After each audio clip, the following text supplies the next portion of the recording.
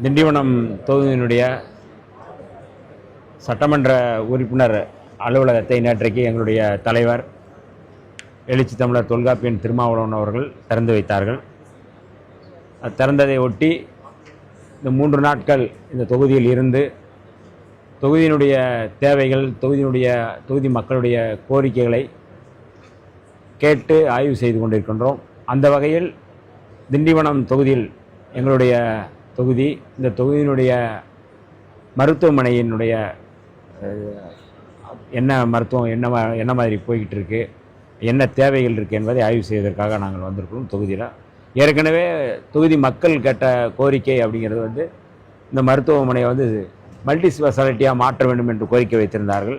அந்த கோரிக்கையின் அடிப்படையில் இந்த மருத்துவமனையை மல்டி ஸ்பெஷாலிட்டியாக மாற்றி தரம் உயர்த்தி என்னென்ன தேவைகள் இருக்கிறதோ, உபகரணங்கள் தேவையாக இருக்கிறதோ, அல்லது வேலைக்கு செய்யக்கூடிய ஆட்கள் குறைவாக இருக்கிறார்கள் என்பதெல்லாம் நாங்கள் கேட்டு என்னுடைய டீன் மரியாதைக்குரிய முரளிஸ்ரீ அவர்களோடு இணைந்து இந்த பகுதியை சுற்றி பார்த்தோம்.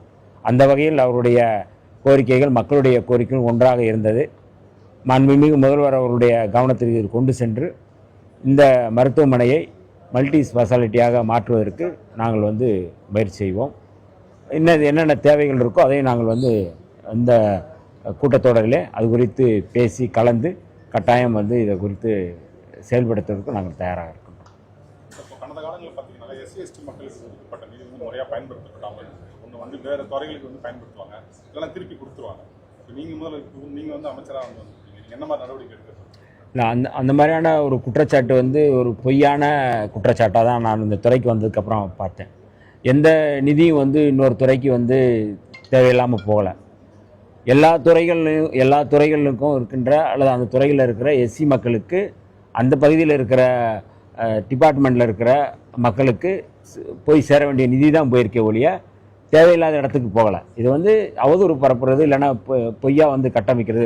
ஆதிராட நலத்துறையில் நிதி வேறு இடங்களுக்கு போகுது அப்படிங்கிறத சொல்கிறாங்க. அப்படி எதுவும் இல்லை. இந்த நிதி இந்த மக்களுக்கு பயன்படுத்தக்கூடிய நிதி, வேறு எதுக்கும் நாங்கள் பயன்படுத்துறது இல்லை. அதனால் இந்த முறை நாங்கள் கூடுதல் நிதியை இந்த கூட்டத்தொடரில் நாங்கள் பேசி கேட்டு இந்த பட்ஜெட்டு ஒதுக்கும் பொழுது கூடுதல் நிதி நாங்கள் கேட்போம்.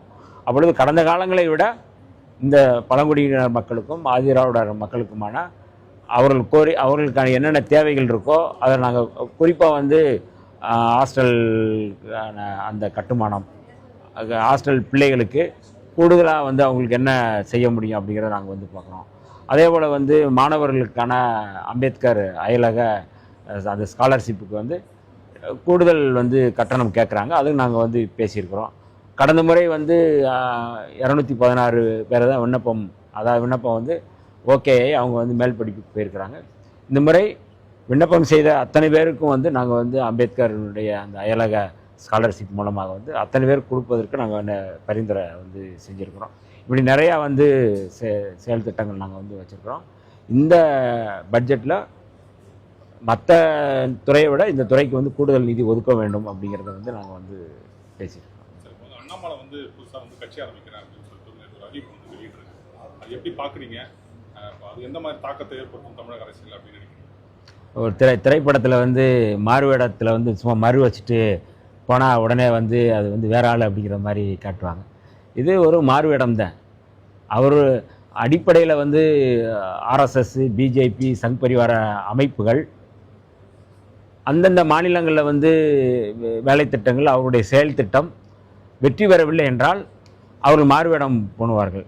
அப்படித்தான் அண்ணாமலையினுடைய இந்த புதிய கட்சி அப்படிங்கிறது ஒரு மாறுவேடம் போட்டு மக்கள்கிட்ட ஏன்னா தமிழ்நாட்டில் பாஜக, ஆர்எஸ்எஸ்னுடைய செயல் திட்டங்களோ அந்த கட்சி அந்த பேரை சொல்லிட்டு வந்தாலே ஓட்டு போட மாட்டாங்க, அது வெற்றி பெறாது அப்படிங்கிற அடிப்படையில் தான் இன்றைக்கி அவர்கள் இந்த முடிவு எடுத்திருக்கிறாங்க.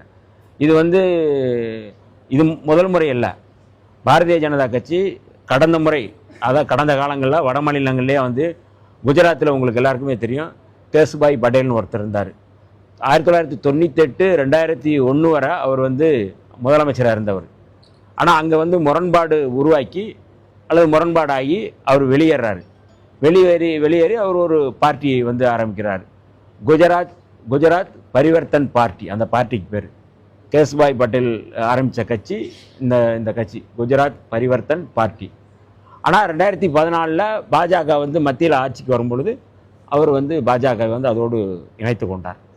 இதுதான் அவருடைய கடந்த கால வரலாறு. உமாபாரதின்னு ஒருத்தவங்க உங்களுக்கு தெரியும். அவங்க வந்து பாபர் மசூதி இடிப்பு வழக்கில் எல்லாம் சம்மந்தப்பட்டவர்கள். அத்வானியோடு முரண்பாடுபட்டு அவர் வெளியேற்றப்படுகிறார். வெளியேற்றப்பட்ட பிறகு அவர் வந்து ஒரு கட்சி ஆரம்பிக்கிறாரு. கட்சி ஆரம்பித்து பாரதிய ஜனசக்தி பார்ட்டி, பிஜேபின்னு தான் வரும். அவங்க தனியாக ஆரம்பித்து வேலை பார்த்து 2014 வந்து அவங்க வந்து மீண்டும் வந்து பாஜகவில் சேர்ந்து ஒன்றியத்தினுடைய அமைச்சராகவே இருந்தாங்க, மத்திய அமைச்சராகவே இருந்தாங்க. எடியூரப்பா தெரியும் உங்களுக்கு வந்து, அவரும் பாஜகவில் இருந்தவர், முதலமைச்சராக இருந்தவர் தான். ஆனால் அவர் வந்து வெளியேறி அவர் ஒரு தனியாக ஒரு பார்ட்டி ஆரம்பிக்கிறார். கர்நாடகா ஜனதா பக்ஷா அந்த பார்ட்டிக்கு பேர். அவரும் வந்து திரும்ப வந்து பாஜகவிலே சேர்றாரு. உத்தரப்பிரதேசத்தினுடைய முதலமைச்சராக இருந்தவர் கல்யாண் சிங், அவரும் வந்து அந்த ஜனதா கட்சியிலேருந்து வெளியேறி, பாரதிய ஜனதா கட்சியிலேருந்து வெளியேறி அவரும் வந்து திரும்ப பாஜகவிலே வந்து தனி கட்சி ஆரம்பித்து அவரும் சேர்றாரு.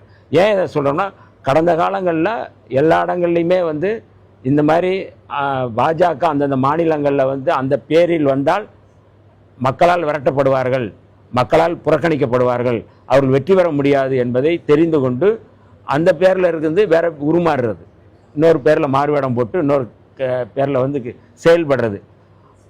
அது வந்து பாஜகவினுடைய தலைமையே ஆசீர்வாதம் செய்து அனுப்பி வைப்பார்கள். நீங்கள் வந்து எனக்கும் உனக்கும் முரண்பாடு இருக்குது அப்படின்னு சொல்லிட்டு போங்க அப்படின்னு சொல்லுவாங்க. இப்போ மரியாதைக்குரிய அண்ணாமலை அவர்கள் வந்து பிரதமர் மோடி அவர்களை சந்தித்து தான் வர்றாங்க, ஒன்றும் சந்திக்காமலாம் வரல. இப்போ பாரதிய ஜனதா கட்சியினுடைய ரொம்ப வந்து மறைமுக செயல் திட்டம் அப்படிங்கிறது இந்த மாதிரியான செயல் திட்டம் தான். இதெல்லாம் வந்து தமிழ்நாட்டு மக்கள் வந்து ஏமாற மாட்டாங்க, வட மாநிலங்கள மாதிரி ஏமாற மாட்டாங்க. நீங்கள் எத்தனை மறு வச்சுட்டு நீங்கள் மாறுவேடம் போட்டு வந்தாலும் அந்த வடிவேல் சொன்னது போல தான் உன் கொண்டையை நீங்கள் மறைக்க முடியாது அப்படிங்கிறத அண்ணாமலை அவர்களுடைய செயல்பாடுகள். ஆகவே ஒருபோதும் பாஜக ஆர்எஸ்எஸ் சங் பரிவார் அமைப்புகளுடைய செயல் திட்டம் உருமாறி வேடம் மாறி நீங்கள் வந்தாலும் இங்கே வந்து வேலைக்கு ஆகாது அப்படிங்கிறத தமிழ்நாட்டு மக்கள் கொடுக்கின்ற செய்தி. ஆகவே தமிழ்நாட்டு மக்கள் எச்சரிக்கையாக இருக்க வேண்டும், இளைஞர்கள் எச்சரிக்கையாக இருக்க வேண்டும். ஒரே நேரத்தில் ஒரே ஆரம்பிக்கும் போதே 1 லட்சம் இளைஞர்கள் 2 லட்சம் இளைஞர்கள் அப்படின்னு சொல்கிறது ஏற்கனவே பாஜகவுடைய மிஸ்டுகால் திட்டம் தான் அது. இதுவும் வந்து உங்களுக்கு வந்து அவர் ஏற்கனவே வார் ரூம் வச்சுட்டு தமிழ்நாட்டில் வந்து பாஜக இருக்கிறது போல் வந்து வேடிக்கை காட்டினார். ஆனால் இன்னைக்கு தேர்தல் நிலவரம் என்ன, அவங்களுடைய நிலைமை என்ன, பாஜகவுடைய நிலை என்ன, கழுதை தெரிஞ்சு கட்டருமான கதை தான் அது. அதனால் அதெல்லாமே வந்து சும்மா ஒரு மக்கள் மத்தியில் நாங்கள் 2 லட்சம் 5 லட்சம் வந்து ஏதாவது வந்து சொல்லலாம். ஆனால் எல்லாமே ஏமாற்று விலை.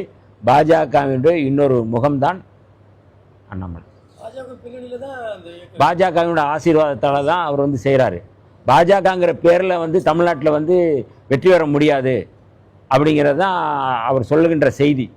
அப்போ அங்கே அனுமதி வாங்கிட்டு தான் அவங்க வந்து பண்ணுறாங்க. அதுக்கு வேறு பேரில் வந்து பண்ணலாம். அமித்ஷாவை பார்த்துருக்குறாங்க, எல்லாமே பார்த்துட்டு தான் வந்திருக்கிறாங்க. அவங்களுடைய ஆதரவு இல்லாமல் இதை வந்து கட்சி ஆரம்பிக்க மாட்டாங்க. சுய லாபத்துக்காக மாற்று கட்சியினர் ஆளுங்கட்சிக்காக கூட்டணியும் சொல்கிறாங்க. ஸ்டாலின் பேசியிருக்காரு, அதை நீங்கள் எப்படி பார்க்குறீங்க? எப்படி என்ன சொல்கிறாங்க?